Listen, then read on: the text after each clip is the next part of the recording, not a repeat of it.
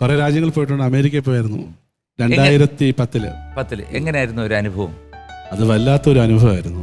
കാര്യം ഇപ്പൊ എൻ്റെ പേര് ഇബ്രാഹിം അബ്ദുൾ റഹീം എന്നായിരുന്നു. മറ്റേ ഈ വേൾഡ് ട്രേഡ് സെന്റർ ഒക്കെ ആക്രമിച്ച് ആ സമയത്തൊക്കെ കഴിഞ്ഞിട്ടാണ് പോകുന്നത്.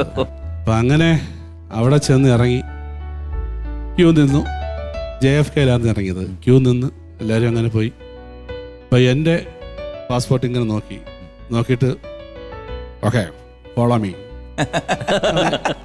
എന്നെ വിളിച്ചോണ്ട് പോയി. ഞാനൊന്നും അറിയത്തില്ല. മഞ്ഞ വരെ കൂടെ നേരെ കൊണ്ടുപോയിട്ട് വലിയൊരു ഹാള് അവിടെ കൊണ്ടിരുത്തി. അപ്പൊ 3 ഫയലുണ്ട്. ഒരു പച്ചയുണ്ട്, റെഡ് ഉണ്ട്, ബ്ലൂ ഉണ്ട്. ഈ 3 ഫയൽ അവിടെ ഇരിപ്പുണ്ട്.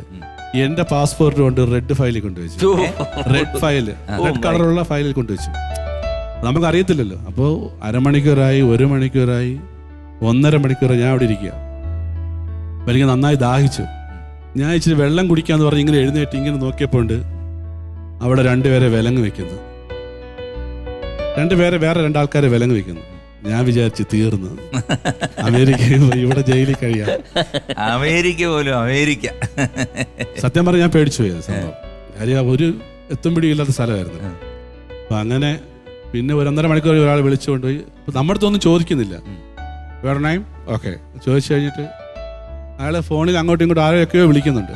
വിളിച്ചു കഴിഞ്ഞ് ഓക്കെ എന്ന് പറഞ്ഞിട്ട് എൻജോയ് USA എന്ന് പറഞ്ഞ് അടിച്ചു തന്നു. അപ്പൊ ഞാൻ തിരിച്ച് ഇറങ്ങി വന്നപ്പോൾ എത്തും പിടിയില്ല. ഒരു 19 ബെൽറ്റ് കിടക്കുകയാണ്. എൻ്റെ ലഗേജ് എവിടാന്നറിയില്ല. അപ്പം ഞാൻ ഒരു അറ്റത്തുനിന്ന് നടന്ന് കുറേ ദൂരം 32ാമത്തെ ബെൽറ്റിൽ എൻ്റെ 2 പെട്ടി മാത്രം കിടന്ന് കറങ്ങും. ആ പെട്ടി എടുത്തിട്ട് വന്നു. അപ്പോൾ ട്രോളി പിടിച്ചപ്പോൾ ട്രോളി വരുന്നില്ല.